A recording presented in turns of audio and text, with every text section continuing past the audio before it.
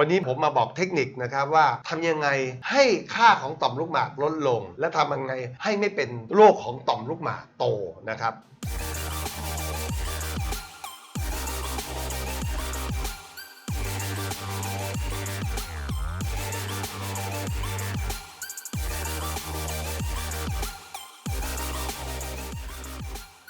โรคต่อมลูกหมากเนี่ยเป็นเฉพาะผู้ชายนะครับส่วนใหญ่แล้วเนี่ยจะมีภาวะอาการของต่อมลูกหมากคืออายุตั้งแต่30ปลาย40ขึ้นมาเนี่ยเป็นกันเยอะขึ้น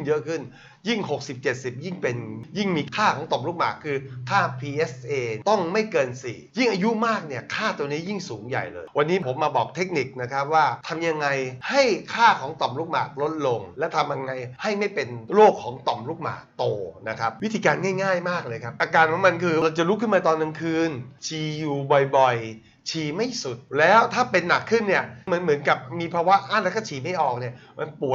วดไปหมดเลยตรงเนี้ยแก้ง่ายๆนะครับอันดับแรกเลยห้ามทานเนื้อสัตว์เยอะเกินไปครับทานอาหารที่ย่อยง่ายๆใช้ไขมันตัวดีเช่นน้ำมันมะพร้าวและหลักของผมมันเป็นสูตรหลักง่ายๆก็คือเอามะเขือเทศต้องสีแดงจัดผมยกตัวอย่างมะเขือเทศสีดาลูกเล็กๆหน่อยสัก10ผลนะครับเอามะเขือเทศล้างให้สะอาดก่อนนะครับเอากระทะตั้งเอามายีในกระทะใส่น้ำมันมะพร้าว2ช้อนโต๊ะเปิดไฟในอุณหภูมิ70องศาไฟอ่อนๆเพราะว่ามะเขือเทศเนี่ยมีสารไลโคปีนไอตัวไลโคปีนเนี่ยมันละลายได้ดีในน้ำมันครับมันต้องเอาน้ำมันไปดึงมันออกมาแต่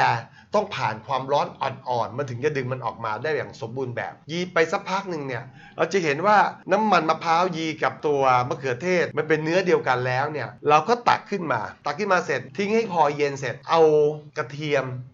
โทนยิ่งดีใหญ่เลยหรือกระเทียมไทยไม่เอากระเทียมจีนนะครับสัก1หัวเอาเนื้อกระเทียมแล้วก็มายีใส่กับน้ำมันมะพร้าวที่ยีกับมะเขือเทศเรียบร้อยแล้วเอากระเทียม2กีบก็ได้ใส่เข้าไปแล้วก็ยีด้วยกันสามารถเอามาทานได้นะครับให้แบ่งกินเป็น2เวลาตอนเช้ากับตอนก่อนนอนเราอาจจะทำชุดนี้ทำกินหลายๆวันก็ได้ทานไม่หมดแล้วเก็บเข้าตู้เย็นทำอย่างนี้ทุกวันนะครับผมใช้คำว่าต่อมลูกหมากจะทุเลาลงไปทันทีเลยครับลองดูนะครับ